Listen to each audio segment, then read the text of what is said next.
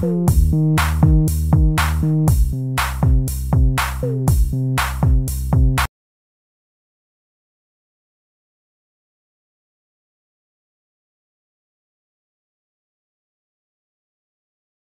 una visión general de la relación que existe entre la escasez de agua propiciada en parte por el cambio climático del que nos hablaba el doctor Veraldi y la resiliencia económica, es decir, la capacidad de la economía de adaptarse a estos cambios, a esta escasez de agua y de, digamos, de sobrevivir.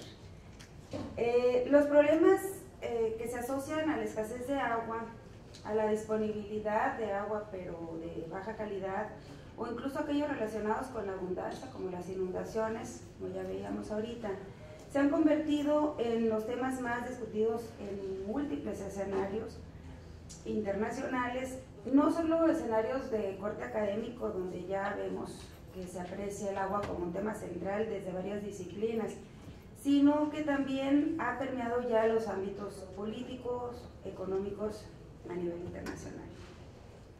Por mencionar un ejemplo, recientemente, apenas en febrero de este año, la Dirección de Inteligencia Nacional de los Estados Unidos concluyó un reporte sobre la seguridad global del agua. Este reporte realizado a petición del Departamento de Estado de los Estados Unidos, aduciendo que los problemas relacionados con el agua durante los siguientes 40 años, aunque el reporte se centra en los próximos días, contribuirá a la inestabilidad en varios países que son importantes para la propia seguridad de los Estados Unidos. En este reporte colaboran las organizaciones de inteligencia, incluyendo la CIA. Este informe concluye que, y aquí voy a citar con una traducción propia, que mientras que las guerras por el agua son poco probables en los próximos 10 años, los retos que impone su manejo hacen factible el riesgo de inestabilidad y fallas de Estado, así como pueden exacerbar las tensiones regionales y distraer a los países de trabajar con los Estados Unidos sobre importantes objetivos de política. El argumento para elaborar el reporte fue, también aquí voy a citar con mi propia traducción, creemos, y este es el discurso de presentación del reporte que dio Hillary Clinton apenas el 22 de marzo pasado. Ella decía, creemos que esto ayudará a trazar nuestra ruta hacia un mundo más seguro del agua, un mundo donde nadie muere a causa de enfermedades vinculadas al agua, donde el agua no impide el desarrollo social o económico y donde jamás hay guerra librada por el agua. No deberá extrañarnos entonces que más pronto de lo que pensamos tengamos contingentes estadounidenses resolviendo conflictos que, desde su visión, constituyen un riesgo potencial para los intereses de los Estados Unidos dentro y fuera de su territorio.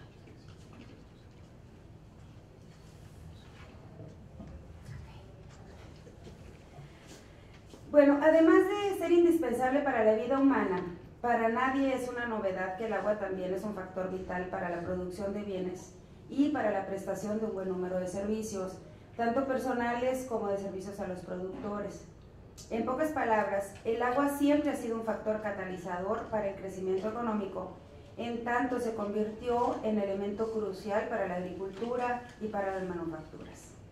La historia de la formación de las antiguas sociedades nos muestra que la mayoría de los asentamientos humanos surgían o se centraban en un río, en un lago o en algún otro cuerpo de agua. Las sociedades más modernas, conforme los adelantos tecnológicos han evolucionado y permiten filtrar agua del subsuelo, así como distribuirla entre los usuarios, las distancias entre los asentamientos humanos y los cuerpos de agua naturales perdieron relativamente su importancia, en el sentido de que ya no fueron determinantes al establecer los límites al crecimiento económico. Algunas actividades, junto con la población que se empleaba para desarrollarlas, estuvieron entonces en posibilidades de migrar en gran escala hacia regiones más áridas alrededor del mundo. Las obras de infraestructura hidráulica desarrolladas durante el siglo XX también permitieron transportar el agua no solo entre regiones distantes, sino también a través del tiempo, mediante la construcción de presas y embalses del agua superficial. Sin embargo, la población mundial se multiplicó rápidamente y junto con el crecimiento de las actividades económicas, sobre todo las actividades agrícolas, se convirtieron tanto la población como las actividades económicas en fuertes demandantes de agua, provocando que emergieran los problemas asociados a su escasez. Finalmente, considerada el agua como un recurso finito. La población mundial se triplicó del siglo XIX al siglo XX, mientras que el consumo del agua creció al doble de lo que creció la población, es decir, 2 veces más rápido del crecimiento poblacional, lo cual agravó la situación de escasez a tal punto que actualmente se calcula que al menos 1 de cada 3 personas carece de agua. La población mundial ha rebasado ya los 7.000 millones de personas y según las Naciones Unidas, aproximadamente 1/5 parte de la población mundial, 1.200 millones, habitan en zonas de escasez hidráulica, ya sea natural o ya sea geográfica, mientras que alrededor de 1.600 millones de personas, que es equivalente a 1/4 parte de la población mundial, se enfrenta a una escasez de agua, una escasez económica del agua, que no es más que la imposibilidad de las regiones o países de prestar infraestructura necesaria para utilizar los recursos hidráulicos localizados en los ríos o en los cuerpos de agua. Esta escasez, si pones la siguiente, Jessica, por favor. La escasez hace referencia al acceso de menos de 1.700 metros cúbicos por habitante, según los índices de Falkenberg. Aquí tenemos, este cuadro lo había presentado en alguna ocasión. A partir de menos de 1.700 metros cúbicos por habitante al año ya podemos hablar de escasez. Y en ese sentido tendríamos a una buena parte de la población mundial viviendo en esta situación. El crecimiento de las ciudades y de los centros urbanos obviamente genera una mayor demanda por agua, lo cual acarrea el agravamiento de los problemas de escasez.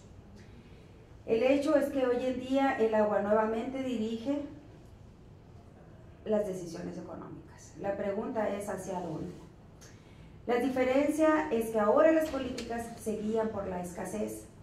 Es innegable que la escasez y el desarrollo económico son elementos excluyentes. No puede haber un crecimiento económico, al menos un dinamismo económico, si coexiste con la escasez del recurso. Más aún, la creciente falta de agua conlleva a una pérdida del dinamismo de cualquier economía y fortalece las tensiones sociales. Es entonces que las decisiones de política deben enfocarse en el largo plazo, en lo referente al manejo de agua, como un punto clave para cualquier consecución, para la consecución de cualquier objetivo de política. La preocupación por los problemas presentes de disponibilidad del agua alcanzó este año el escenario más importante, el escenario económico más importante, donde se presentan las tendencias económicas mundiales. El reciente reporte del Foro Económico Mundial del 2012 clasificó la disponibilidad de agua como uno de los 5 principales riesgos globales en términos de impacto, es decir, situó a la disponibilidad de agua a la misma altura que las fallas financieras y los problemas fiscales que habían estado presentes como los principales problemas en el mundo económico y como riesgos a los que se enfrenta la economía mundial. Es así que se reconoció de manera explícita el agua como un determinante del crecimiento económico. Sí, pones la siguiente. No, a ver, la que no se veía casi. Esa. Bueno, aquí es únicamente para mostrarles, son 50 riesgos que el foro pone a disposición. Realizan una encuesta entre expertos, pone 50 riesgos y las personas encuestadas, entrevistadas, señalan y hacen su propia clasificación de los riesgos. El punto el puntito o sea, no se ve, pero es acerca de la crisis en la disponibilidad del agua, está situado dentro de los, si se fijan, dentro de los más altos. Nosotros en este eje tenemos en términos de probabilidad, y este es en términos de impacto de los riesgos en el ámbito mundial. Esta es la probabilidad de que sucedan y este es el impacto que pueden tener en el ámbito mundial. Nosotros vemos que el agua tiene, tanto en términos de probabilidad como en términos de impacto, una caracterización bastante alta por las personas entrevistadas. Distinguen aquí las categorías y son los colores de los círculos que se presentan allí. Son 5 categorías: la categoría económica, la ambiental, la geopolítica, la social y la tecnológica. La crisis en la disponibilidad del agua está asociada con los riesgos sociales que se distinguen como los principales. La crisis de oferta de agua aparece por primera vez, tanto les decía en términos de probabilidad como en términos de impacto. Si pones las anteriores, como en términos de impacto, como podemos ver aquí, que ocupa el 5º lugar de los principales riesgos. Pones la siguiente. Como los principales riesgos en términos de probabilidad, nosotros aquí vemos el lugar número 5 en términos de probabilidad dentro del ámbito social. El primer lugar, no sé si distingan, es grave disparidad de los ingresos. También aquí se retoma de manera muy importante en este foro económico las desigualdades que existen entre los países ricos y los países pobres. Si nos fijamos en la historia que había tenido digamos, los principales riesgos, cómo habían estado presentes en los distintos foros económicos, vemos que es la primera vez que aparece la cuestión de la disponibilidad de agua como un punto importante de discusión y de riesgo en el ámbito económico mundial. La anterior. En términos de impacto, nosotros ya vemos que el problema de la crisis en el abastecimiento de agua ya aparece como segundo lugar en términos dentro de los 5 principales riesgos a nivel mundial, mientras que anteriormente no aparecía dentro de las agendas de discusión. Y bueno, ¿y cuál es el significado de este escenario? Principalmente nos menciona que ya no es únicamente a nivel local, ya no es únicamente dentro de las regiones que están padeciendo de la escasez, donde es preocupante, sino que también nos habla de que las soluciones para la escasez del agua merecen un enfoque integral, que enmarque sobre todo la naturaleza compleja tanto de la demanda como de la oferta de agua. Es decir, una atención que tenga que ver con el aspecto multidimensional del recurso hídrico. Aquí es necesario distinguir entre los distintos usuarios para poder comprender las diferentes necesidades. En relación a las actividades económicas, se necesita distinguir entre la cantidad y la calidad del agua requerida para el buen desempeño de estas actividades. Por ejemplo, las actividades relacionadas con la microelectrónica van a requerir una alta calidad en el agua que va a utilizar como insumo, mientras que una planta que genera electricidad requiere de enormes volúmenes de agua, sobre todo para los sistemas de enfriamiento. Para atender estas necesidades particulares es requisito indispensable el conocimiento de las regiones donde el recurso es escaso, las regiones donde el recurso es abundante, la calidad que presenta el agua y sobre todo quién y para qué la utiliza. Cuando se fomentan nuevas inversiones es necesario entender los impactos locales que tendrán las nuevas actividades. Si son demandantes de grandes cantidades de agua, por ningún motivo deberán fomentarse en zonas áridas. Por otro lado, no es recomendable generar tensiones entre los distintos competidores por el uso del agua requerida para la producción de alimentos, para la satisfacción de las necesidades humanas o para la industria. En este sentido, es necesaria la participación conjunta de la comunidad, de los industriales, de los agricultores y del gobierno.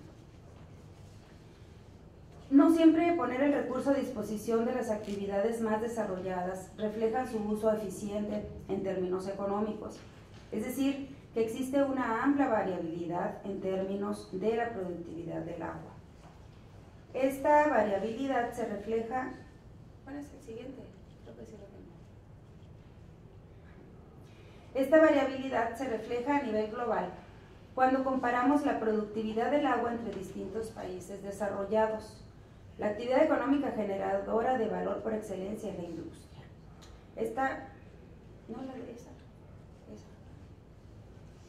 En la gráfica, esta nos muestra cómo la productividad, medida por el valor generado por cada metro cúbico de agua utilizado en la industria en distintos países, no necesariamente está determinada por el grado de desarrollo económico. No existe, vemos aquí, que no existe una relación simple entre el índice de producción de un país, el volumen, valor, el número de empleos, etc., y la demanda industrial total para el agua. El uso industrial del agua está solo parcialmente relacionado con el nivel de industrialización, como lo demuestra la diferencia en la productividad del agua entre los dos países de ingresos altos. Más de $138 de productividad por metro cúbico en Dinamarca y menos de $10 por metro cúbico en los Estados Unidos. El uso del agua para la industria y la energía coinciden con el rápido desarrollo, y esto, en economías como la nuestra, puede llegar a transformar los patrones de consumo de agua, donde la intensidad de su uso en la industria es de esperarse que crezca. La intensidad del uso del agua en la industria, en términos generales, se cree que es cada vez mayor, como es el valor agregado por la industria por unidad de consumo de agua, que también se espera que tenga un crecimiento en los próximos años. Además de cumplir el requisito de eficientar el uso del recurso en términos económicos, las industrias deben mantener el compromiso con la comunidad en la que se ubican, resarciendo los posibles daños ecológicos que sus actividades impliquen. Pero ¿qué tan difícil es lograr este compromiso? Bueno, en México existe un caso que bien merece ser mencionado. En el Parque Nacional Iztapopo, ubicado en los límites entre Puebla y el Estado de México, desde el 2008 y con ayuda de los proveedores, la planta Volkswagen ha reforestado una superficie de 600 hectáreas, ha plantado 420,000 árboles y ha realizado obras de conservación que permiten una infiltración anual de 2.7 millones de metros cúbicos de agua para la región. Esta cantidad representa aproximadamente el consumo de agua que la planta Volkswagen utiliza en sus procesos de producción. Este año la firma Volkswagen anunció la firma de un convenio también para la restauración de 114 hectáreas en el área natural protegida de Sierra de Lobos, en Guanajuato, donde se espera restaurar 114 hectáreas, donde se plantarán 123,000 plantas y 35,000 pinos, junto con otra serie de medidas que permitirán la infiltración de 103,000 metros cúbicos de agua para la región. Y la inversión en este nuevo proyecto será de 4.7 millones de pesos en un plazo de 7 años. Es decir, estamos viendo la inversión no es mucha y la generación de agua es bastante. Esto sin duda expresa una positiva tendencia hacia el enfoque integral en términos del manejo del agua. Un reciente artículo de Falkenmark del 2011 presenta la relación bidireccional entre el uso de la tierra y el agua. la necesidad de un enfoque integrado en su manejo y el papel clave que lo que se ha dado en llamar hidrosolidaridad juega en este proceso. Solo bajo esta perspectiva se podrá lograr un equilibrio adecuado dentro de las restricciones marcadas por la disponibilidad de agua. De otra forma, únicamente se incrementarán las dificultades para satisfacer la futura demanda. Muchas gracias.